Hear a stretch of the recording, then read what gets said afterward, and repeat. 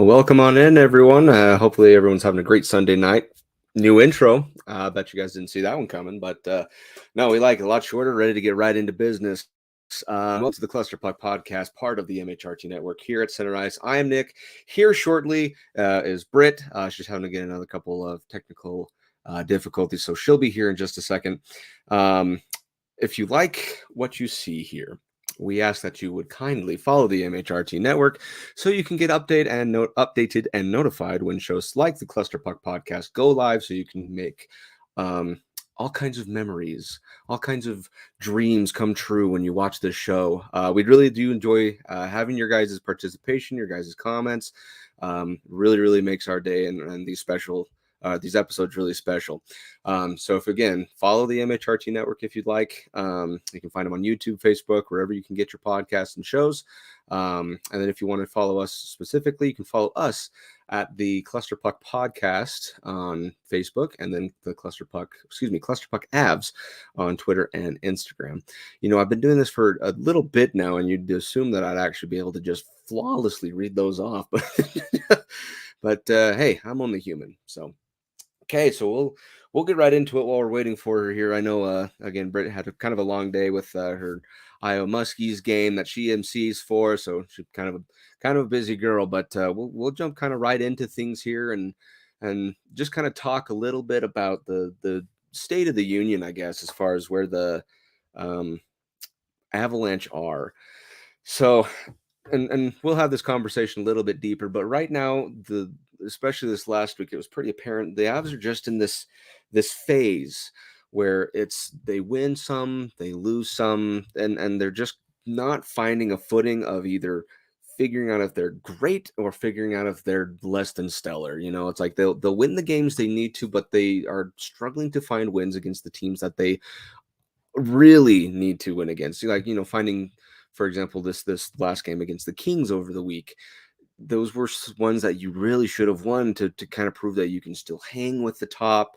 You know, it's 2 points that you, especially down this stretch, need to have that you're just not getting. So we'll go ahead and jump kind of into the week here, and hopefully by then Britt will be able to hop on and we can kind of discuss it a little bit further. But first one was first. Over the week here, we had the San Jose Sharks. Now, this was a game, again, that they're bottom of the food chain. They're extremely low in points. This was one of those games where it absolutely had to be a win, and it didn't disappoint. Like, at not even close. This game was over before it even began. There's a point where I was just really beginning to feel bad for San Jose. And even, you know, and it kind of made me sad because, you know, San Jose, if anybody knows me, they're my second team. You know, they're my little brother team. So it was just really hard to watch that happen. And but in either sense, oh, there she is. It's always something with my internet, I swear. I'm glad. Oh, that's all right. That's all right. So we were just talking about San Jose, the game against San Jose. Right. Get feel good. It was definitely a feel good win, and I was just saying how I kind of felt bad for San Jose there toward the end of the game. I was just like, they're just out. Like, you feel bad for them because it's like they didn't even get a chance, and they had what, 9 shots, 10 shots, 11 shots, something like that in total. They were just absolutely until the end, were they? Like, they didn't have a shot in the third period. It was like 2 shots. No. Left in the third, yeah, so. It was just so bad. Like, so, especially because they're not a team that you hate, so it's like, I don't know. Exactly, and that's what I was just saying. It's like they're my team B, so it's like you love it for the Avalanche. You absolutely love it for the Avalanche, but there's just that little thing in the back of my mind saying, "Okay, stop it. They're hurting. Like you're hurting them. Stop it." But it was a really good feel-good win from the Avalanche perspective. Like, that was something that you definitely needed to put an exclamation point on and follow it up, because kind of like a last meal before you're put to death. Now looking back, pretty much, yeah, it's a very good last meal. Basically, because the very next game against Los Angeles, it was, to me, if I could describe, it was a 5-2 loss, but obviously that 5th goal was an empty netter, so really, you know, if you think about it, 4-2, but 5-2 loss. This one, the game just felt like it was a game of back to square one. like you did something great and took another step back and had to try it Yeah. all over again. Then you There's did it again, and never an ounce of consistency. no. I don't know that we've had a 10-game stretch at any point in this season where we felt that there was any consistency between either just the offense, defense, or the goalie. There hasn't been a long one of them is generally struggling greatly. Exactly. And so it's like these are one of those games you should have won. And this is what I was just kind of saying right at the very beginning. Games against San Jose are obviously you should be winning these games because Right. you are the superior team. Yeah, bottom feeders, Games like you against can't get too exactly. It's like those ones are ones you better not let up, exactly. Games against Los Angeles, on the other hand, are ones that you need to steal from them, right? Right. Because This obviously is interconference, a possible like playoff. I mean, so we're setting the exactly. stage for this. They're just going to come in and kick our butt in the playoffs because that's what they're thinking now. They're like, okay, well, if we can destroy the returning Stanley Cup champion, then we're going to win this. Like, because essentially, if a team does get past us, then they have a very, very real chance of making it. Exactly. And yeah, it was just one of those things that it couldn't get anything started. It was just like sluggish the entire time. Like they were like trying to play through molasses, and right. Los Angeles just had the right mechanism going forward. They had the lines ready and just everything about them. But I'm pulling up the it has standings like kind right of now. But I mean, what's obnoxious is like if you look at the stats, like the deep stats and like the basic run of the mill stats, the Avs dominated on most levels, but there is there's like a part of the game that's just like wanting it more. And the Avs, I mean, they weren't super lazy. They just didn't have, a push. They just never felt like they pushed. And it felt like Dallas kind of where we played their game and we just, it didn't feel like there were times that we had even 30 seconds of strong momentum. We just couldn't build off of anything because we literally could hardly get it out of the zone. Taze had a bad night. Makar had a bad night. Georgie lets in a couple long shots. And it's like, dude, I don't care. Like if Jesus himself is tipping them, you can't be letting you don't let anything in. Yeah. It was a big, and then it's like, okay, so that San Jose game, means nothing. Like it doesn't feel good at all. It basically took all the wind right out of the sails because with San Jose, you made, I swear, 0 mistakes. I mean, obviously, and the score goes to show it. And it's like, it's just perfect. I spent the whole week weekend saying this to my mates. We just got our butts kicked. And I kept telling them that if I didn't think that you guys could do what I'm asking you to do, I wouldn't be mad when you don't go out there and do it. But it's when I know that you can do it and you are not, that's when it's frustrating. And that's the thing about the Avs is that game should not have been that hard. Yeah. And my question is, do you think it's at this point, I don't quite think our losses are being chalked up to a physicality and performance. I want to say it's mental. They're beating themselves before their games are even starting, and that's just kind of what I'm thinking. Like if you look at their wins and losses and stuff now, they're losing to teams that are higher than them in the points or in standing, whether East or West, same division or not. They're losing teams that are higher in points than them, and they're winning and beating teams that they have more points than.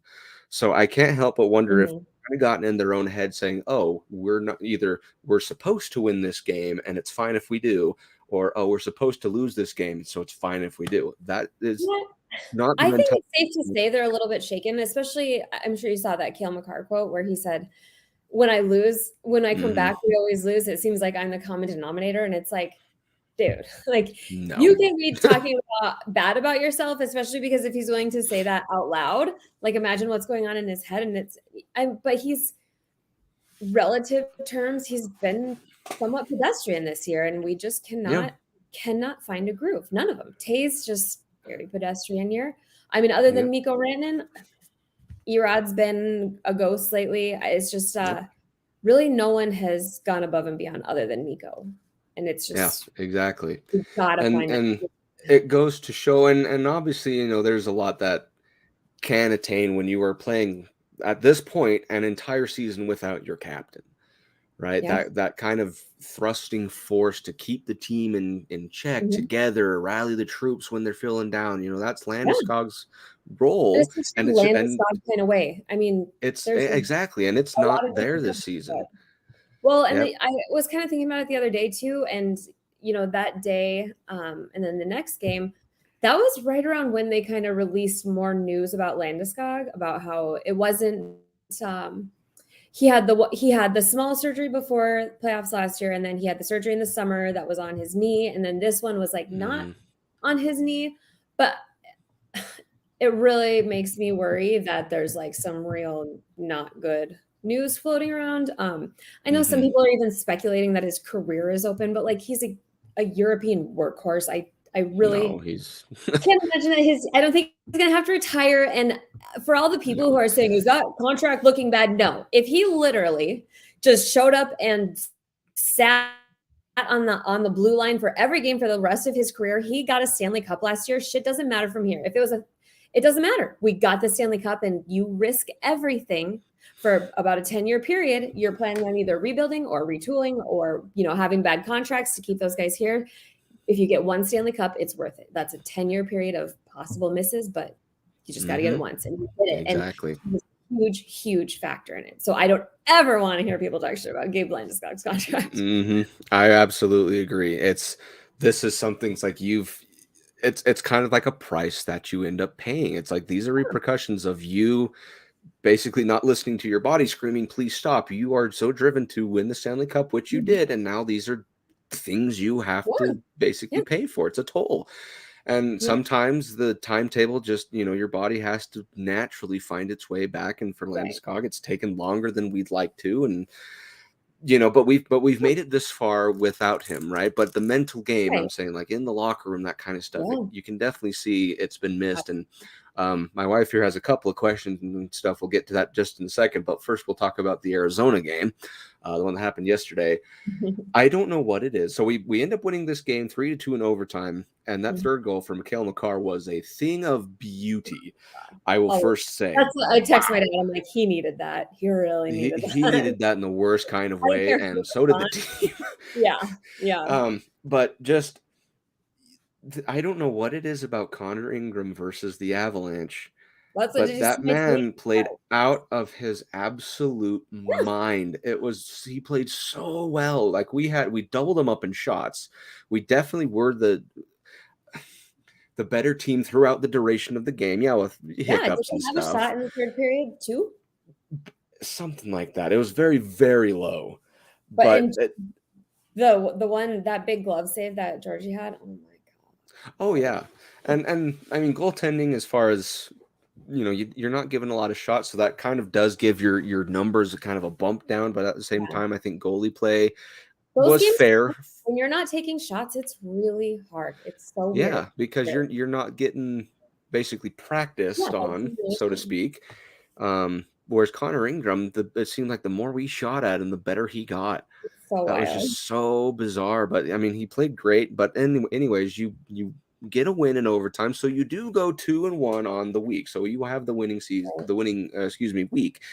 It just doesn't quite feel like it though. No, no, it's Just just shouldn't have just gone be to overtime. It just shouldn't have. exactly. It's one that really should not have. There were just some of these dumb puck luck, types of things, open Oh yeah, shots it that you was missed definitely again. on our side. Just typical Avalanche luck. Yeah. Um, but let's talk about a couple things though. Given and it's time like we kind of get a little serious here now that we have 20 games or so left, less than that. Right. The first question is, do we make the playoffs? Yes, like I'm I think 100%. so as well. We might Yep. make it, depending on injuries, we might make it and just absolutely crap the bed out in Hmm. 4. But at this point, I don't, especially with Kaprizov being out for 3 to 4 weeks at this point. They Yep. were already on the I cusp, and that I was think I think bare minimum it's wild card, but I think at least in the West, I think the table is set for just about. I should say that it's just about set for who's in and who's not. Mhm. I So I Yeah, think, yeah, Avalanche will still make the playoffs. I don't think that's going to be the question. The new question is, given who this team is, we've seen plenty of numbers. Is this a team that's worth repeating in a Stanley Cup. I wouldn't sell the farm, and I'm glad they didn't for this year. Like I said, when they didn't make big free agent moves or anything like that at the trade deadline, I took that as them either saying it's not worth going all in this year. We'll ride and we'll see what we got. We trust. We think we can. It's not likely, but we think we can. Yeah. Or they knew that Gabe was coming back and healthy, and that they had full faith that we're just going to freaking do it again. We don't need that. But after hearing the Landy news, I'm feeling like and they're not more having 100% of a team at any given point. And then maybe get a kind of feel for how the first few games in the playoffs go. And if it's not worth putting Landy in, then just at this point, I am mentally accepting that if we punt on these playoffs, I just want Landy to just stay out. And Exactly. I would rather have him come back fully healthy next season and ready to go and make another big run for the cup than to try and risk him just in the off chance you can make it, you know? Yeah. So to answer my wife's question in this, yes, again, Brit and I are both very much on board that we'll make the playoffs. I don't think that's the question. Based off what I have seen, though, I do not see the current direction of having them go back to back. Now, obviously, I want them to. I really do. And they have the capacity to. I don't want everyone to be mistaken. I know they can. But just given how they're playing games, what their mentality is, the fact that we can't keep a full team together, it's looking less and less likely. Now, that can change if all of a sudden they're on this massive winning streak and everything's great, or they could turn on the Jets, kind of like what a Tampa Bay team does. That's what needs to happen. There's all those unknown factors. Very pivotal week. Exactly. So there's a lot of factors that can't be taken into consideration yet. But I think as of right now, we're second round at best, and that's what needs to change. Especially with Dallas playing how they're playing. I get it, they're old, but their play style is commanding, and if you can overcome it, you can make them look stupid. But if they've got you playing their game, then if Ottinger's playing like Ottinger, then Ottinger can steal a playoff round by himself, as he nearly proved. You know, he nearly saved an entire series when he was against Calgary last year, right? And that was his NHL debut, wasn't it? What's that? Was that his NHL debut when he came in during the playoffs the first? Oh, somewhere around there, but he might have had a few games under his belt, but that man was playing out of his mind in that series. It's sad to see a Game 7 loss like that, but still, he played fantastic. But that's just it. I know the Avalanche are just a couple of tweaks away from being able to be that type of a repeat team. They need to make them, though. That's the thing. It's like we know who this team is, and they know who this team is. They know what the changes are. They need to make them. It just comes down to a whole lot of luck, and that's how incredibly impressive it is what the Blackhawks did with their cups. Because when I consider Tampa, I don't consider it on the same level. They had a shortened season, and they have the COVID season, which when you consider the toll on their body that they were able to avoid by having those shortened seasons, it truly is the longevity of even the healthiest, strongest, most talented athletes in the world. The longevity runs out. And that's why when I look back, I think people really underestimate like what back-to-back really takes. Oh, yeah. A lot of luck. But I mean, you just got to look back, and Chicago, that was absolutely painful. And there's always those questions of expectations following your Stanley Cup winning season.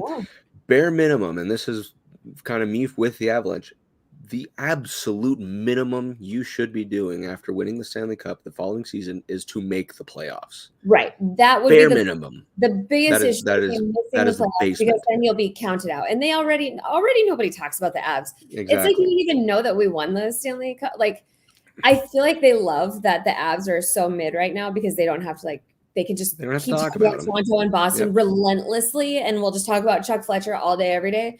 But I kind of view that as good and bad, because then, we can be a little sneaky.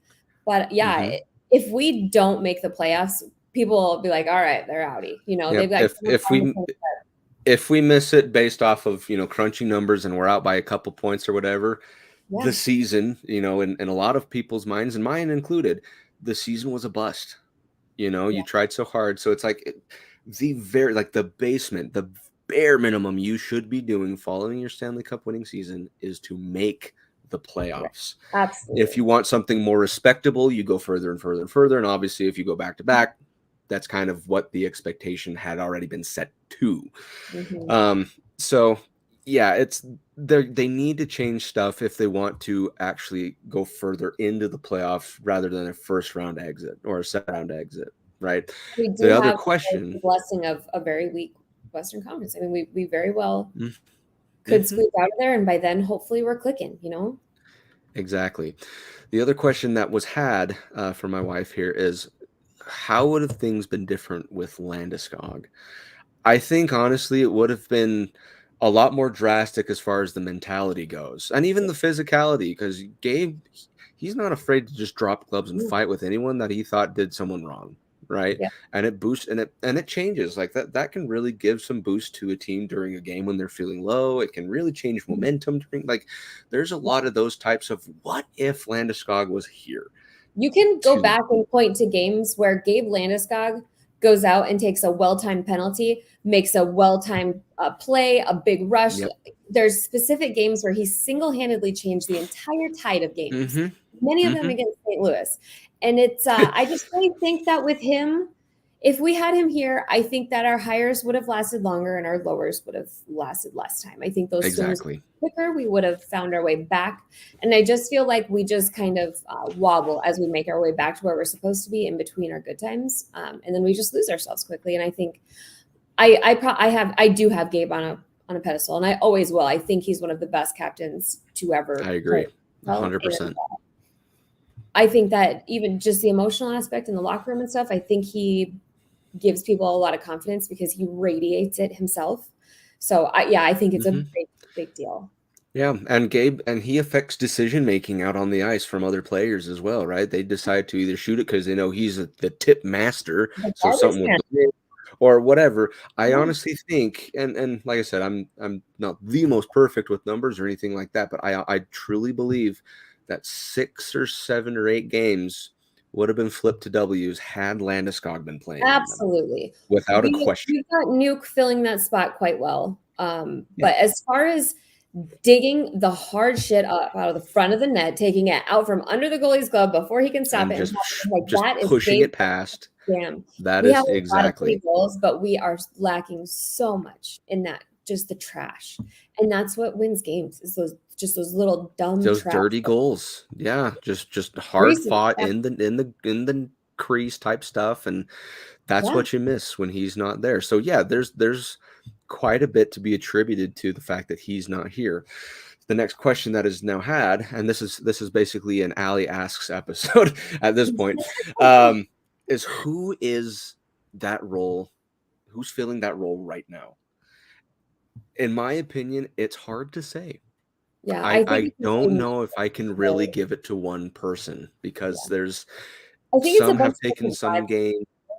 Yeah, exactly. I don't think it goes to one person. I think it's a lot of different people from time to time. But like we were discussing, it's being a captain, being Gabe Landeskog on this Avalanche team. It's not an easy role, and only he really can do it. He's a perfect human. I'm serious. Exactly. Human. But I think, I mean, I think that they're channeling it from different people in different ways. I think people are scared to disappoint Mac on the ice. So on the ice, he's a driving factor. I think that Cogliano is one of the most understanding, heartfelt NHL players that I've ever listened to. And from what people say about him, he truly is just a class act leader that I'm not mad. I'm just disappointed. You know, that kind of, I think he really gets those points very well. And I think that it's just coming from a lot of different people in a lot of different ways. Yep, I totally agree. Those people too. So we lost Gabe and Kadri, and I know that Kadri was a big locker room presence.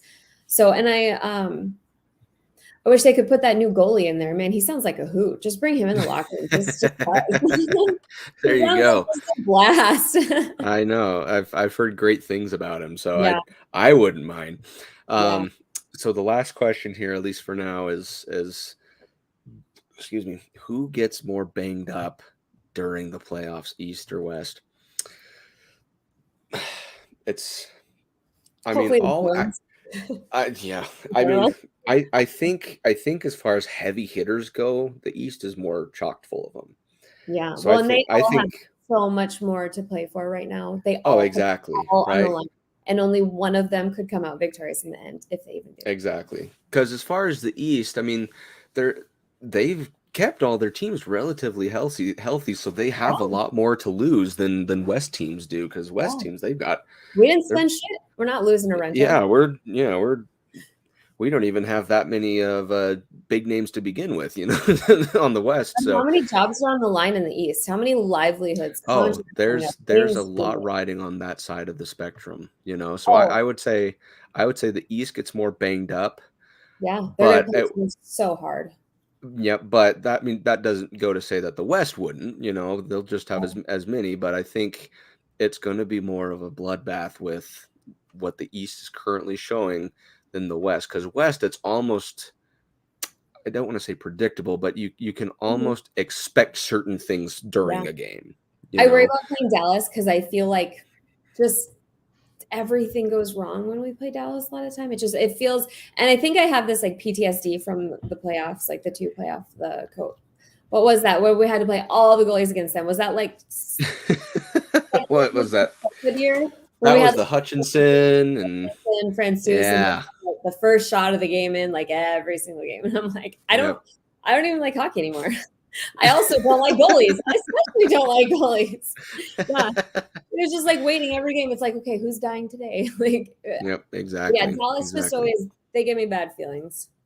Yep, I don't know. and that's just it. And this is even something that Ali alluded to is that the Bruins, they could be one Olmark injury away from just a first round exit. And that's the thing. It's like the East has been able to have, for the most part, their teams intact and have the chemistry just flowing and stuff like that. So if something like an injury does occur, Yeah, kind of like, a and this, I lot know of this is them a are Western. riding on goaltender excellence, and anything Hmm. less may be damning to them. Unfortunately, we've been winning. We've been doing this without an elite top goalie. I'd say that Georgiev's probably the best that we've had since Patrick Waugh. In all, if you look at it from the big picture, not what he's put up so Hmm. far, but Hmm. it is scary having Francouz out, and who knows? Like, he has played like less than a year's worth of games in the 3 years that we've had him. It's I come on, know. man. I love him, but oh my God. I would love nothing more than a healthy season, a full healthy season from Francouz, and we had that. No, we haven't had that. That wasn't even last year. He was out the beginning part of it, wasn't he? So never mind. Forget I said Yeah, anything. But yes, I would love to have a full season with a healthy Francouz. yeah. Um, but that's just it. It's like, and you look at Minnesota. I know they're the West, but Minnesota now they're kind of in trouble because, They're and that's exactly what screwed. everyone around They're social playing media and well. stuff was talking. Exactly, is like, oh, they're out Kaprizov. They're going to They are lose spots. nothing That's the without him. expectation is for them to go down. There's That's literally nowhere else for them to go. There was like a stretch. Oh my gosh, I can't even remember. It was just something absolutely absurd, like 5 games where they hadn't scored without Kaprizov being on the without ice. It was just Kaprizov. I mean, it's too Yep. much. And we all have to have our all-stars, but that's too much. And Well, then and some that's just it. big Like boss who take for just example the Oilers. Same type of deal. You take McDavid or Draisaitl or both out of that equation, they're nothing more than a mediocre team. which they I may very I well be I guys out and after don't this. get me wrong, that they got a great set of people there that have the skill set to do what it takes, but without them, it just seems like it takes the wind right out of their sails. They've become too dependent on them for scoring. Same with the Wild with Kaprizov and stuff like that. So, Yeah, luckily for the Avalanche, they have now found a lot of depth players to right. do all these All kinds of of our waiver scoring. wire. All of our waiver wire pickups and one Dennis Morgan. Oh my gosh, You know I what? love I'm watching him play. so Dennis Morgan team. Yeah, I feel I was just telling somebody I think he's on the cusp of greatness. And He who really brings out is. greatness in guys who can't find their greatness? It is Mr. I mean, maybe it's not just our coaching and it's Hmm. various aspects and just a feel good in the locker room, but something is there's a little magic. I don't know what it is. I absolutely agree. I love And man, every time he gets the puck, I'm just so excited to see what he does with it now. Like that's how excited I have been to see it. Dennis It's so Mulligan play because yeah, he's it's awesome. amazing. It's like we just got him for a super Dryden depth Hunt. I trade of mean, he was Dryden Hunt essentially and a waiver wire. We turned who? Hunt yeah, into now again? So it was Dryden Hunt that we sent for Dennis Morgan. I think it was just a piece for piece. Oh. But and we were just thinking, yeah, it's a depth move, whatever. And all of a sudden, down here in the last week or two, he's been great. Yeah, he looks good, but he can't finish. We thought the same thing, blah blah blah. And it's like, okay, well, what's he at? Like 8 goals now? 8 goals or something about. Yeah, it's like, don't say that. Yeah, I kind of, and you said, I think you alluded to this last week, is he kind of like a Nichushkin project where all he needed was the right fit, and he's great. And so far, it looks like he's heading in that direction. I love to see further his development. So anyways, that was kind of a bit of a, down to earth moment as far as where the Avalanche really stick to it. Yeah. And like I said, they can turn things around. We're not trying to be Debbie Downers about where the Avalanche currently are. We know things can turn around, and our attitude and opinion of how they can do in the playoffs could change and would change. Yeah. But as it sits, they need to stop losing these games and stop thinking, since they're better than us in standings, they're better than us on ice. That mentality, or that way they're playing, I should say, needs to stop, and it needs to change. Yeah, I mean, this year's so much stressful. There's no clear path to the Stanley Cup. There's no even clear, like, little, there's no certainty, which after last year, like, I could have told you that everyone win the Stanley Cup no matter if I'd watched the game. It's just, but this year's, I like last year's attitude a little bit more. It's a lot more comfortable. Yep, I totally get you. So that being said, this week's look ahead, this has 4 games on the docket, one of which is going to be that type of a game where you need to show that points are just a number at that point. You know what I mean?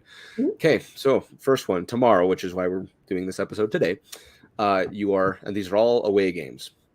You are at Montreal. So you go into the Habs territory, 5:30 puck drop Mountain Time, and the Canadians. Who are they? What are they? What's going on over there? They've had their bizarre upsets this year, though. I believe, was it them that have beat the Bruins twice? 2 of their losses, maybe. I believe that was them. But they've just had some absolutely bizarre wins, and it is. I don't know if they're actually rebuilding, or it was they lost their guy at the beginning of the year, didn't they? Their first round draft pick, Slavkovsky. Yeah, I believe so. So as far as the East go, they're dead last in their division, but they have, just kind of like what you said, they're like our Arizona Coyotes on the East, right? Sure. It's like, even though they're not high in the standings, in fact, they're almost to the very bottom.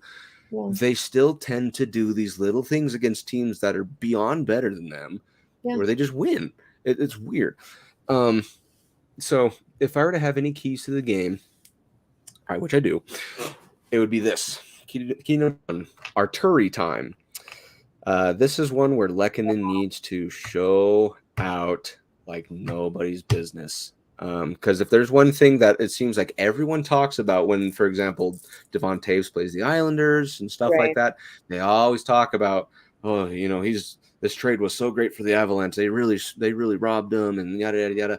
And that's all they talk about, was Taves was on the Islanders. Taves was on the Islanders, and then Taves does so good, at least for the last time he was traded.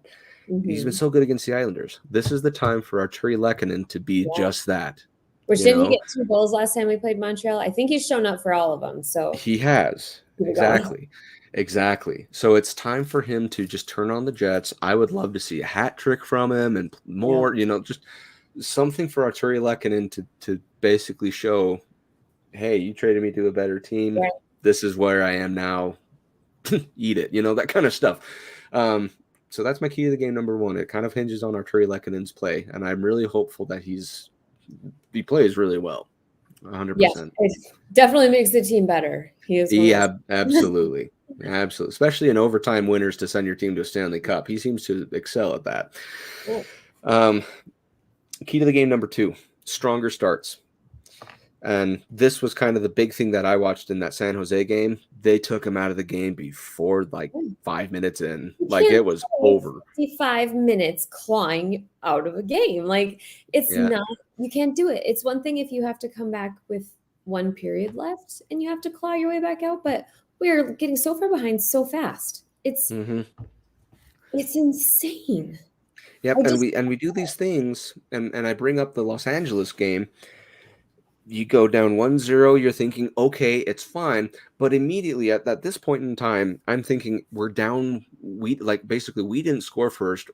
They're taking us out of the game as early as possible, and it tends to end up working because as soon as they score one, more often than not, they score a second one before we can score a first. Well, and by then it's just a game of cap, and you can't play that. You can't play that game, you know? So it's, you have to score first. You have to be the ones to essentially initiate the pace of the game, the speed of the game, the attitude of the game, all that stuff. And like I said, since this is a team by numbers that are not as good as you, these are ones that you have to win. Especially because if they come out and they score and they get ahead, they're buzzing. I mean, that's such a motivator for them to keep through the rest of the game. We're expected to beat these. So us going out and scoring early doesn't give us nearly the motivation that it does lesser teams. So they can ride that the whole way through the end of the game. Exactly. And nothing, and especially being a home game, Montreal is a rocking place. Like their fans are super passionate, right? So they'll destroy their own players if they must. They that's exactly right. So if there's any sign of motivation, or excuse me, momentum that the Habs get, the Avalanche could be taken out before they even know it. Yeah. You know? Oh yeah, for sure. So I would definitely say if you're off to a strong start, take the fans out of it early, take the team out of it early, and then kind of just like San Jose, it's basically just a matter of just let the game end. So ends their suffering and helps us out as far as our morale, you know. And that's that was exactly the third key to the game, was pick up wins, as these are ones that you should be winning. We're expecting nothing less than a win. Right. These are just check marks. Get them done. And exactly. They're just next stepping stones. Like, great, we played them, we won, we're out. That kind of stuff. But if you dwell in if you dwell on a loss, like if we would have lost that Arizona game, that's a really massive they've mastered even though it's one point. The game that's like the cusp before everybody just the whole Avs actually explode, because there's a couple times where people have been like, if we had lost that next game, that's when the jerseys get thrown on the ice and people start chanting fire sack. Like that's where those games. If we would have played that game, you know, the one where we were quite literally at rock bottom against Chicago, where we lost to them. If that game was in Denver and we were lost in that fashion, you betcha that jerseys would have been thrown on the ice and burned, and all kinds of woe is me moments. But that was, luckily we are not to that point anymore. So I'll just sell them. That's exactly. And you might as well make a buck off of it instead of burning your money. Okay, next game after that, Wednesday, 5 p.m. puck drop. You are in Toronto. Yeah. This is one of those moments where you have to play up big time. Yeah. Key to the game number one, statement games fall one way. And we saw this last year when we played in Toronto. Granted, that was the Jonas Johansson game. But we were embarrassed, just flat out embarrassed the last time we were there. New Year's, I think, New Year's Eve, wasn't it? Somewhere around that area. I can't remember. Because I think I was working that game and I was super busy, and I looked and it was like a couple minutes into the first, it was 2-0. I'm like, well, screw that game. I'm gonna check out. Otherwise, we're done. Exactly. And the last time we were in, like you said, last time we were in Toronto, it was ugly. And I don't want to see that again, you know. And that's what I'm looking, is Matthews back again? I just can't keep track of him in and out. No, he might be. I'm not entirely sure, but in either sense, though, that Toronto team, they're going to be just as much laughing at us as they were last year if the same outcome happens. The thing is, we need to fully focus on us, because you cannot predict anything with the Maple Leafs. Their goaltending is sus. Their players, every single game is a total different showing. There's nothing predictable about them. Exactly. And that's kind of in the key to the game number 2 here is after the statement games fall one way, it's either a statement for wow, you are not as good as you think you are, or Yeah. wow, you are actually better than you think you are. And It's it's the one or the same other. for both of us. Like it's I guess Exactly. we have more to prove than they do at this point, but nobody believes they're getting out of the first round. It's always the Yeah. underdog that has more to prove. Yep. And that's as people see it, that's how we are. And they have very Um serious goalie issues. So it'd be nice ex- if we could catch one of Murray on a bad night and just oh, tear that'd it be up. great. That's happening. That'd be It great. really is. And exactly, just what you said. Hockey is, and that's why I love this sport, is hockey is one of those games where the worst team in the league can all of a sudden beat the best team in the league. And Yeah, people are even like, when the best team wow. is trying really hard. Even when the best team is on a high note, all of a sudden it Wild. can come crashing down. And it's like Yeah.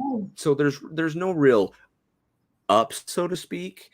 It's just one of those like, wow, they stole 2 points from them, and it's Yeah. one of those That's why like scheduling eye-opening moments. scheduled losses is such a like tongue like it's not trustworthy at all. Like there's a lot of sports that Hmm. you can straight up pretty much guarantee it. But with hockey, it's like we're It's not hoping easy. it's scheduled win. Yeah. Yep. Ideally.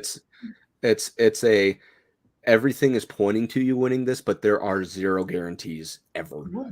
you Yeah. know. So key to the game number 3 in the Toronto game is 16 lane traffic. So as far as I guess that key to the game goes is I loved how we played as far as putting pucks to the net in traffic over the Mhm. last few games, especially in San Jose and Arizona, those two in particular. We were screening, we were doing all kinds of stuff, giving the goalie fits. Mhm. And for at least in that Sharks game, they couldn't see bulk of them coming. Some of them were pretty lucky, but at the same time, you take the goalie's eyes away, you have such Yeah. a better opportunity to have either those tip shots or he doesn't see where Foley is, Right. stuff like Especially that. these insecure goalies like they are. They're both just Hmm. they're struggling. Exactly. So They beat I would they say, beat the Oilers 7-4 the other night. Matt Murray mhm, came out with a .84 save average.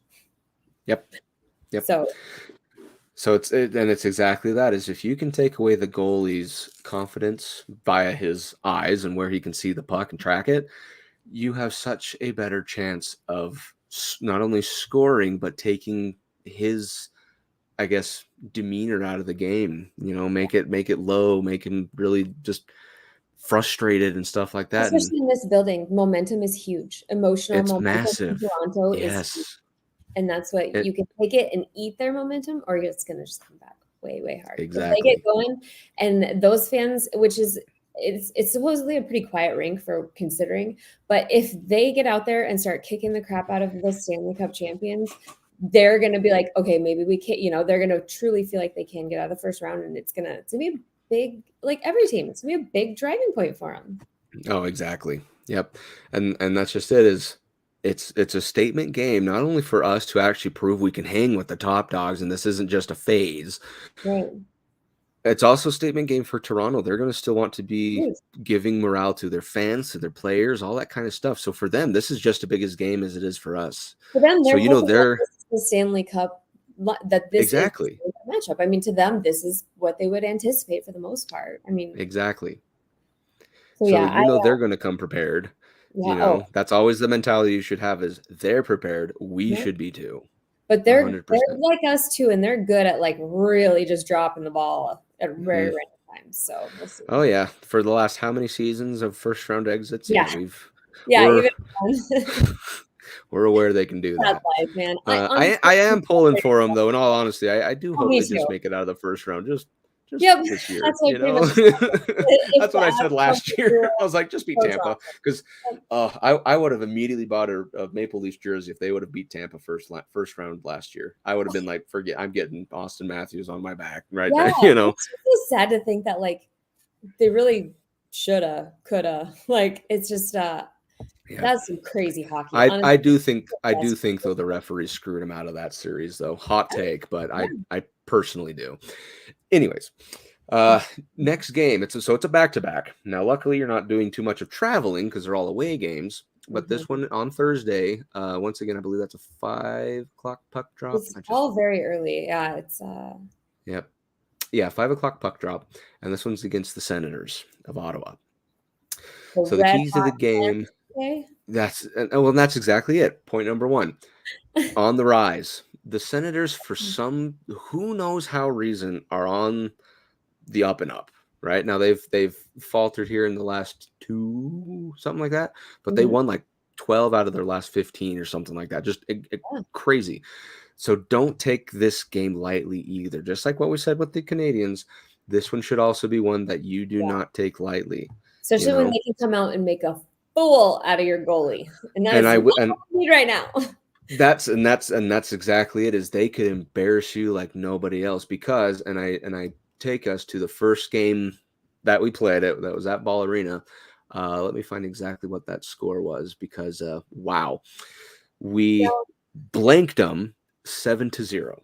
Yeah, but those are coming farther and apart with them. They're a big, huge hit or miss, and that's what Allie is asking. If they're, it seems like every time I look at the score, they're either blowing someone out or getting blown out. They're just exactly. I don't know if they're trying to line up their rebuild with the possibility of that new rink opening, if they're trying to, and they're trying to sell the team also, aren't they? So they're trying to sell the team without the land solidified for this new rink, and they desperately need it. So I don't know if there's like a weird struggle with timing and acquisitions and probably leadership issues that you don't want to do too much right before somebody buys it, and then they be stuck with all those things. Ryan Reynolds' new team. Oh, it's gonna be fun. I love Ryan Reynolds. Oh yeah. But I will point out, what's that? That's crazy. The second best record since January, and that's very unpredictable. It's a good time to become a Senators fan, though. That's for damn sure. Exactly. And I will point out one other thing. Last season, the final score of the games that we had against Ottawa was a 7-5 win and a 6-5 overtime loss. Who is in that for them? Is Craig? So the first one that year was Kemper, and then who was Annunen for the 6-5 overtime loss. Oh, for us. So don't that was last season. Okay, so who played goalie for them last year? Who's playing regular? Let's see. I want to say that was. I don't think they have a goalie stealing them games. Is that Craig Smith? I always get confused where he is. I thought that was Forsberg. Let's see if they had. Oh yeah, poor buddy man. It was Gustafsson. It was Gustafsson, who is having a really good season this year, might I add. He's the Wild's goalie now. But anyway, so my point being is these games could turn into one of those barn burner games where just everyone's scoring left and right and goaltending is just out the door. We get some serious highlight reels on both sides. I mean, they could be a super fun game. Exactly. And so that's my second key to the game is far from home.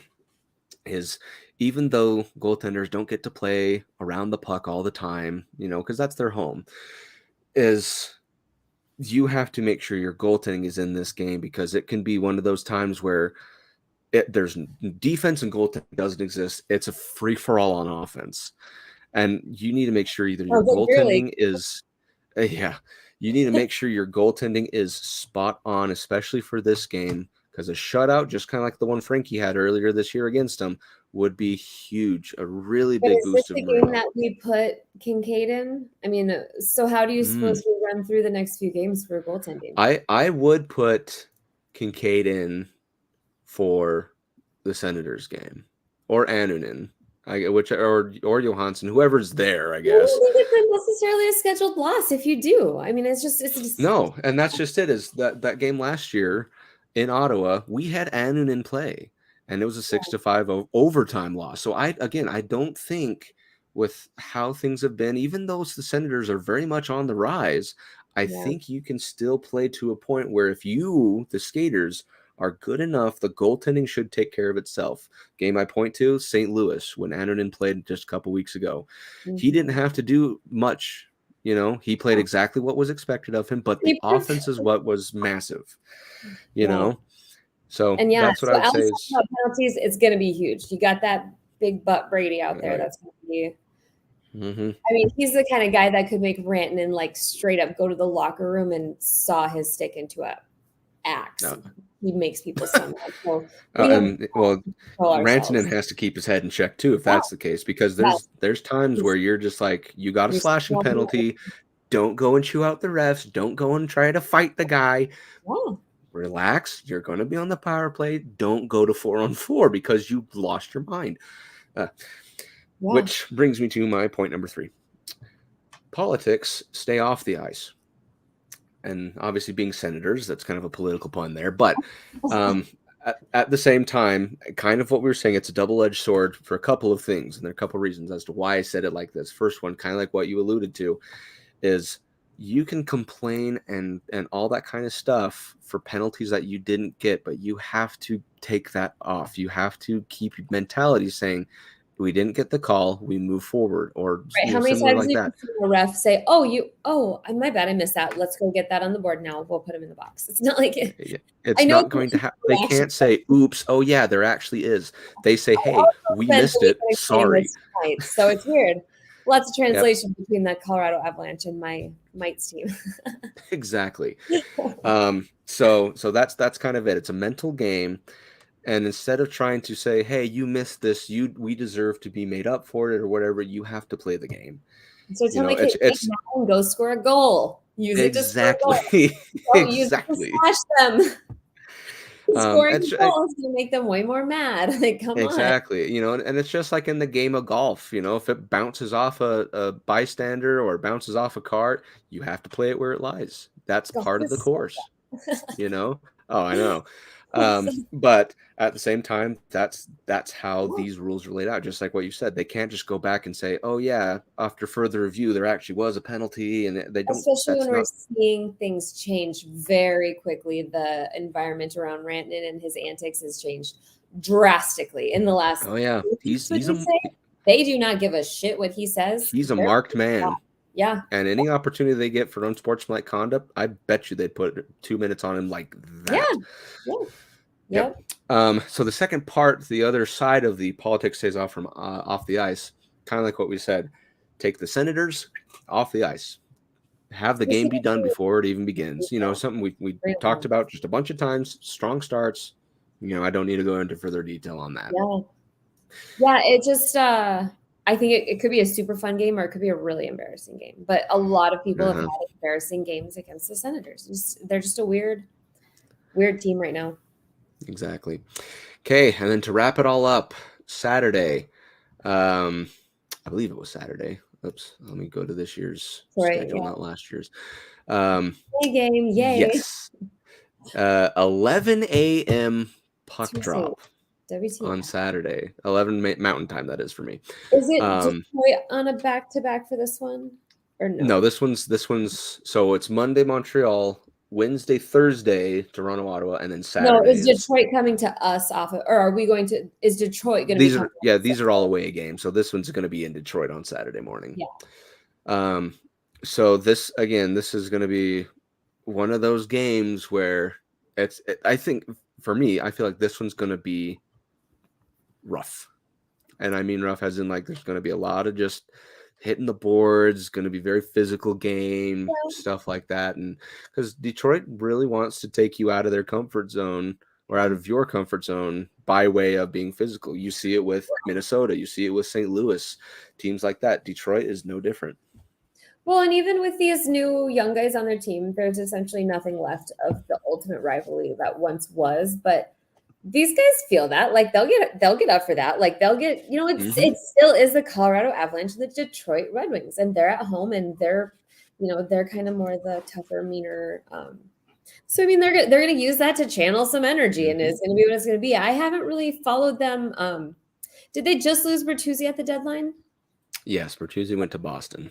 Which I don't know if he was contributing too much offensively, but that was, I mean, their captain sat there and cried on national TV about it. So it's a hard thing for sure, but yeah, he looks very beautiful when he was crying though. So there is that. I would love to get Larkin. I love him. Oh, that would be awesome, but too bad he signed that 8-year extension, huh? Otherwise, we would have been all in for him. I know. So first key to the game I have is a rivalry with a twist. So yeah, we're just kind of like what you alluded to. This isn't the same rivalry that was back in the day where it was the bloodiest of bloody days and the most fights, and Right. we all know what happened on that game. Literal assault. But there are still traces of that. Like, it's the organizations and whoever plays for that, I'm sure that they are kind of clued in as to that rivalry that happened. So Yeah. there could be these things that still occur where, and just kind of like what we've just talked about was the physicality. It's making them uncomfortable, making them play frustrated and angry, because that could equal a better opportunity offensively for you to score goals. So Yeah. that's one thing that I would say is get them uncomfortable at home, and that could be all you really Oh, need. they beat the Bruins today. That's who I was thinking That's of. right. Oh my God. Yeah, That's I right. turned it on. I'm like, is this really old? Sorry, I forgot how incredibly exciting that was when I was watching it. I was like, maybe this is a rerun, but no, those are not old. That's not. Yep. And to keep in mind, one thing is that Detroit will have had a 4-day break, Yeah, what is I that? want to say. Because I was just looking. I thought they were the ones coming in off a back-to-back, but no, they are off. Yeah, they had a back-to-back Today? yesterday and today, and then they play Tuesday, and then they got nothing until Saturday. No, It's what? And they it's played the not Preds in fair. between, so basically a 5-day break. What the Pretty heck? much. Wow. Which this goes into my next point here. Is point number 2 is fool's gold. So this could be one of those things where for them, they're thinking, oh, they're real, Detroit, we're rested. We got this old rivalry coming in. We're gonna just burn the doors down and just all offense, all go the whole time. This happened with the Avalanche, and they got rusty. Mhm. So what they think they might have gold, it might come back to bite them. Yep. Because we'll still be fresh. We will only have just the 1 day in between. So hopefully that does play into our benefit, because there's always that idea, kind of we talk about all the time, rest versus rust, is sometimes the team that has the sure, maybe not like rested legs, but they're still in the mindset of work, right? Warm, exactly. That's what I should have said, is warm. That might be one of those games that bites Detroit, because we have the warmer legs. Yeah. Okay, key to the game number 3, Duke Nukem. This I want to have be the Val Nichushkin hat trick that we have all so desired, because I like his play style against this particular Detroit Red Wings squad. I think he has the ability to forecheck and take the puck away. I think he's got that, kind of what he does when he goes into the zone. He'll come out really close to the boards, block his side, and kind of curl in toward the goal, and then try to put it in there. I like that move against It's amazing Detroit. what you can do when you're built like an actual freight train. An actual train. They don't call him choo-choo for nothing. He's just like overpowered people with one arm. I mean, like literally, it's crazy. His size, that he is a very strong. I would not want to fight him, or really any of them, but particularly I want to be his friend. That's all I want to be. But I like I said, I like Nichushkin in this matchup, because I think he's got what it takes to not only get the hat trick, but this would be a huge leap for him, because he's scored goals and stuff, but I want him to be back like those first 10 games of the season where he was your offense, I think this could be that game where he finally kind of just breaks out of that little shell that he's in, and boom. Because clearly he's an emotionally driven person. I mean, we don't get a lot of that emotion via interviews and stuff like that, but when he thrives, he thrives. And when he has his cold spots, he definitely gets real cold. So it would be nice we need to get all these guys getting trade-off games where they just go ball out, so that they can, start peaking, get up there right before the playoffs. And we got to get those soon. This week I'm just, I feel like this week we kind of find out, or we're at least getting very close to finding out whether we are all in, or kind of got a little toe out the back door on whether we believe the playoffs is going to be realistic. Because as the weeks go down, and especially in this one, like you said, this is 4 games in a week, so there's 8 points on the line, right? What do we have, 20 games left? We have, let's see, yesterday was game 64. I think. So we got 18 The last 9 games. games were like all against San Jose anyway, so. I mean, That I don't have any that opposition to Stern that. just got his ring the other day. He's probably like, "Can somebody just bring it to me?" Like, He's it's like, just, oh yeah, I was on that team. I forgot. oh, I I forgot know. about that. He seems It's so been fun to irrelevant. watch him on the Sharks, though. He's actually been making pretty good name for himself out there. Yeah, for It's been really fun. So just looking at the schedule, I'll go really quick because there's not a ton left. So we talked about the 4. Then it's Chicago, Pittsburgh, Arizona twice, Anaheim, Minnesota, Dallas, San Jose twice, Los Angeles, Anaheim, Edmonton, Winnipeg, Nashville. That's it. Dallas, maybe Pittsburgh, Toronto. I mean, that's like if you look at it, if you want to, and this is a dangerous game to play, but if you want to look at scheduled losses, yeah. I don't want to lose, mind you. And then I would say 1, 2, 3. Nope, 4. I'll say 4 because Los Angeles. That's it. That's all you should have. If you really want to play it that way, that's all you should be losing. There's no more than 4 games, 5 if you have an unlucky day. And the thing is, we need to get out there and we need to beat a couple of good teams, and we need to. There's not a ton of them left in the schedule, though. That's why we need to beat Dallas. Is what I truly feel. We have got to beat Dallas. That's the pinnacle. I agree. We need to stress that at the end of the year, like, we're coming. I know you felt pretty good there, which. Did you see they scored 10 freaking goals the other night? Buffalo? Oh my God. That's the standard. And they left their goalie in the whole time. The whole 10 goals. They just let him take a beating and learn a lesson, I guess. Yeah. But like I said, 18 games left, 13-5 is where you should end up. If you really want to. Now, obviously, if you win that Dallas game, who's to say you can't beat Los Angeles, Pittsburgh, Toronto? We could win. You can win. Like, we know you can. Like, this shouldn't be a question. And what's nice is we're hitting all these West Coast teams. We're going to some nice, smooth weather. It's it's just like we truly do have the easiest strength schedule for the rest of the year, and that's. Yep. I'd like to go look and compare with like Dallas's schedule and the Knights. We don't play them anymore? No, we do not play Vegas. I think it's just the Anaheim twice, San Jose twice, Arizona twice, Winnipeg. Which, I mean, have they crashed and burned all the way at this point, or they might be Edmonton and Winnipeg, Los Angeles, Dallas, Minnesota, Chicago, Pittsburgh. I mean, like I said, the slate is so much in our favor this last. So there really are no excuses for those last few weeks. They just want to make a good comeback story for us. All these back-to-backs. Exactly. It's just all these things that's like boom, 2 wins in a row here. Boom, 2 wins in a row. Yeah. Yep. But I totally agree. Just not a lot of games left, so winning means more. Still 3rd in the Western Conference. Why are they just so sneaky and weird and then just bad? I don't know. So weird this year. I don't know. But like we said, I don't think our playoff positioning is in jeopardy per se. At least getting in. No. But it could really help our case with the lenient schedule. Yeah. Like we're going to have. So anyway, that come back for it. Calgary, Nashville, St. Louis. I just don't think anybody else is. There's not going to be any surprises beyond just the little battles. So. Yep, just those little things. But again, you have to take them obviously one game at a time, but you have to take all of them seriously. It doesn't matter how lenient the schedule is.